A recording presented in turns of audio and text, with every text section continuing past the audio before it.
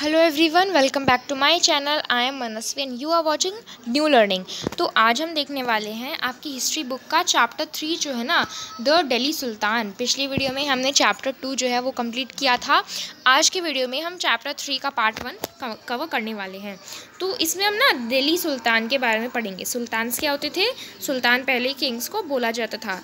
तो दिल्ली के में कौन कौन से किंग आए, मुगल्स आए, तो उसके बारे में पढ़ेंगे। तो in chapter 2 we saw that regions like Kaveri delta became the centre of large kingdom. अब हमने चैप्टर 2 में देखा कि जो कावेरी डेल्टा था ना, वो बड़े बड़े किंगडम्स का सेंटर बन गया था। तो क्या आपने नोटिस किया कि मतलब उसमें ना कोई मेंशन नहीं था किस किंगडम का, दिल्ली का एज अ कैपिटल। दिल्ली का कोई मेंशन नहीं था। That was because Delhi became an important city only in 12th century. अब भाई क्यों नहीं था? उसमें होना चाहिए दिल्ली का मतलब मेंशन होना चाहिए, क्यों नहीं हुआ? Reason is that Delhi was not a important city. Delhi एक इम्पॉर्टेंट सिटी नहीं थी, दिल्ली एज कैपिटल नहीं थी। दिल्ली जो है ना कैपिटल 12th सेंचुरी में बनी। ठीक है, take a look at table 1। हमें टेबल 1 देखनी है। Delhi first became the capital of a kingdom under the Tomara Rajputs. अब यहाँ पर हमें बोला है कि जो दिल्ली है ना, वो सबसे पहले कैपिटल बनी किंगडम अंडर, मतलब the capital of a kingdom. Delhi कब कैपिटल बनी? तोमारा राजपूत्स के अंडर में। जब तोमारा राजपूत्स का जो रूल था तब जो है ना दिल्ली कैपिटल बनी थी, तोमारा राजपूत्स के टाइम पे। याद रखिए, बहुत इंपॉर्टेंट है कि when did Delhi became the capital of kingdom? So Delhi became the capital of kingdom under Tomara Rajputs. तो who were defeated in the middle of the 12th century by Chauhans? और तोमारा राजपूत जो थे ना, उन्हें 12th century के बीच में, middle में हराया गया था। किसके द्वारा? चौहान्स ने तोमारा राजपूत को मिडल ऑफ 12th सेंचुरी में हराया था। चौहान्स, ठीक है, चौहान्स ने अजमेर के। It was under the Tomaras and Chauhans that Delhi became an important commercial center. तो तोमाराज और चौहान्स के अंडर में ही ना, इनके ही टाइम पर जो है दिल्ली जो है ना, वो एक बहुत व्यापार करने वाली, बिजनेस वाली एक सेंटर बन गई। Many rich Jain merchants lived in the city. बहुत सारे जो जैन व्यापारी थे ना, वो सिटी में रहने लगे। और उन्होंने बहुत सारे टेम्पल भी बनाए। Coins minted here, coins mint होने लगे, कॉइन्स बनने लगी, जिसको देहलीवाल बोला जाता था। और ये बहुत ज़्यादा सर्कुलेशन में रहे हैं, बहुत ज़्यादा चलन में रहे हैं ये देहलीवाल कॉइन्स। ठीक है, the transformation of Delhi into a capital that control vast areas of the subcontinent started with the foundation of the Delhi Sultanat in the beginning of the 13th century, Delhi Sultanate. तो यहाँ पर है द ट्रांसफॉर्मेशन ऑफ दिल्ली। जो दिल्ली का transformation हुआ ना, किस में? कैपिटल में। जब दिल्ली जो है कैपिटल बनी, तो दैट कंट्रोल्ड, जब दिल्ली कैपिटल बनी तो दिल्ली ने ना बहुत सारे बड़े बड़े एरियाज, सब कॉन्टिनेंट के बहुत सारे एरियाज़ को कंट्रोल किया था। ठीक है, तो 13th सेंचुरी की स्टार्टिंग में दिल्ली सुल्तनत ने। तो अब यहाँ पर कहा है कि एक बार टेबल 1 को हमें फिर से देखना है, और इसमें हमें 5 डायनेस्टीज़ के बारे में बताना है, जो 5 डायनेस्टीज एक साथ मिलके दिल्ली सुल्तनत बनाई। फिर यहाँ पर है द रूलर्स ऑफ दिल्ली, जो दिल्ली के रूलर्स रहे थे उसके बारे में हम देखते हैं। तो यहाँ पर है राजपूत डायनेस्टी। अब पहले तो सबसे पहले दिल्ली पे किसने राज किया था? सबसे पहले राजपूत डायनेस्टीज़ ने राज किया था। तो 12th सेंचुरी में, मतलब 12th सेंचुरी के शुरू में ही 1130 से 1145 तक किसने? तो महाराज में अनंग पाला ने जो है रूल किया था। कब तक? 15 साल, 1130 से 1145 तक 15 साल तोमाराज ने रूल किया। फिर चौहान्स में पृथ्वीराज चौहान ने रूल किया। आपने सुना होगा पृथ्वीराज चौहान के बारे में। ठीक है, ये बहुत ज़्यादा पावरफुल रूलर रहे थे चौहान्स के। तो पृथ्वीराज चौहान ने 1175 से 1192 तक, यानी कि अब इन्होंने 17 ईयर्स रूल, इन्होंने, किसने? पृथ्वीराज चौहान ने 17 ईयर्स जो है रूल किया था।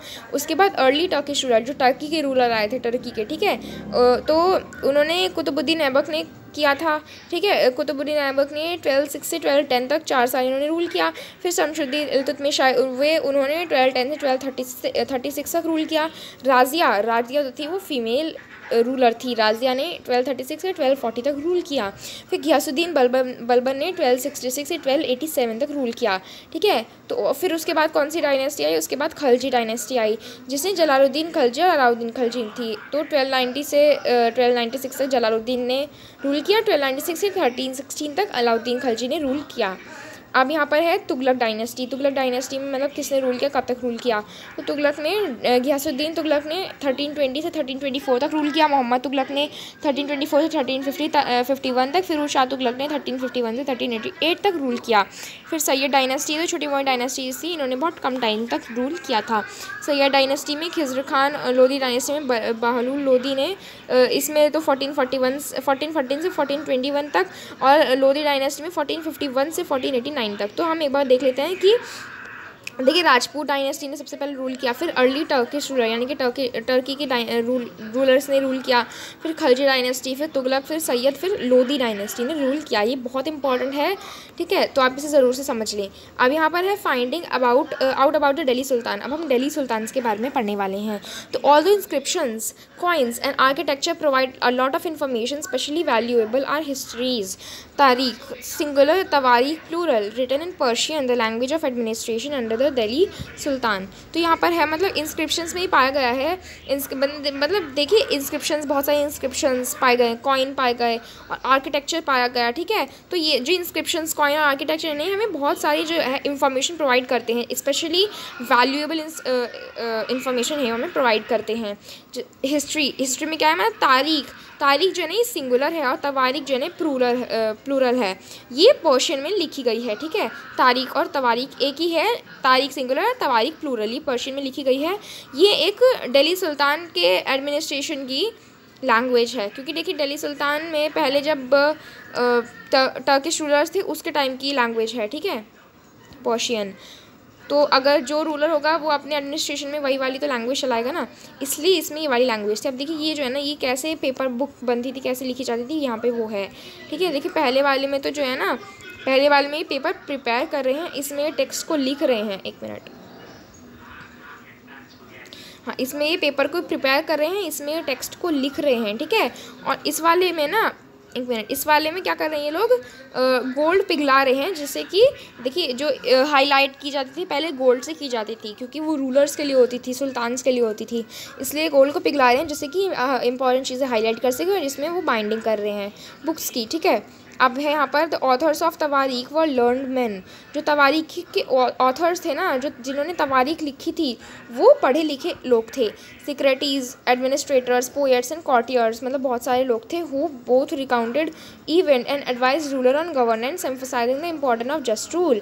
जस्ट रूल के इम्पोर्टेंस को हमें एम्फोसाइज कर रहे हैं, बता रहे हैं।